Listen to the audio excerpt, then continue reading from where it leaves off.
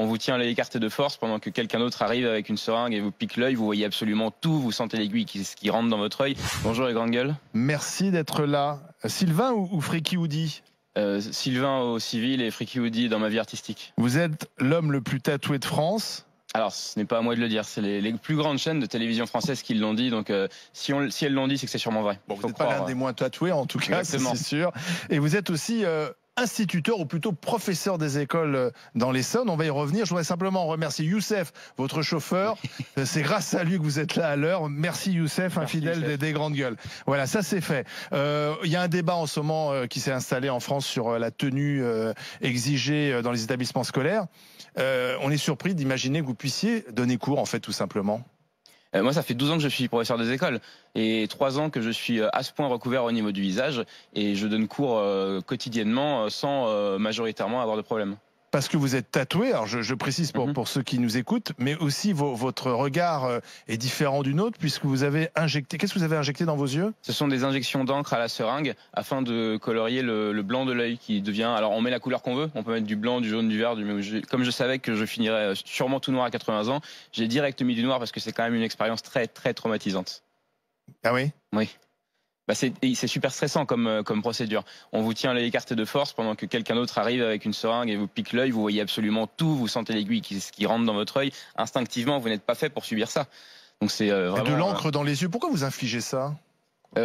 Pour moi, c'est parce que je suis passionné de tatouage en fait, tout simplement. J'avais envie d'être recouvert et intégralement recouvert. Donc au bout d'un moment, le tatouage, c'est comme l'amour. Quand on est amoureux de quelqu'un, on sait qu'on l'est et on en est sûr du matin, midi et soir. Et là, pour les yeux, j'ai beaucoup mûré la décision et au bout d'un moment, je savais que j'allais le faire. Parce que vous êtes tatoué intégralement? Je suis entièrement recouvert, oui. Il n'y a pas un bout de peau qui n'est pas tatoué? Tout à fait. Les rares parties encore blanches sur mon corps, ça font partie des motifs de ma première couche que je finirai par recouvrir avec la deuxième, la troisième et la quatrième couche, etc.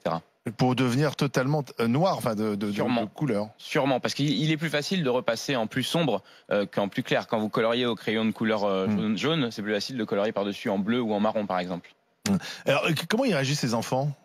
Il y a toujours, systématiquement, 1 ou 2 minutes de stupéfaction, mais ce n'est pas forcément les enfants. C'est-à-dire que je fais cet effet-là aux adultes également. Les enfants, les adultes, les grands-parents, tout le monde a un moment d'arrêt au début. Gilles, il faut le reconnaître, Gilles. Il va pas bien. Tu te sens pas bien? À sa table. Je l'ai vu glisser sur son tabouret. Tu parles même plus, Gilles. Je m'accroche à la table. Pourquoi? Je me sens pas bien. Ah, tu te sens pas bien, carrément? Non, du tout. Je suis pas très à l'aise non plus, je le dis. Pourquoi, Marianne? C'est pas un jugement, c'est juste physique. Pourquoi, Marianne Soubré? Moi, je suis pas à l'aise. Je suis pas à l'aise avec. Alors, je comprends. Vous êtes dans un projet artistique. Tout à fait. Voilà. Vous êtes dans un projet artistique, donc je respecte, on va dire, votre projet artistique. Mais après, je suis pas à l'aise avec quelque chose qui m'apparaît comme étant de la mutilation. Moi, c'est les yeux qui me gênent le plus, je vous avoue. Alors là, surtout quand vous m'avez dit tout à l'heure qu'il y a des gens qui sont devenus aveugles, etc. Là, je me demande en fait, quel est votre projet?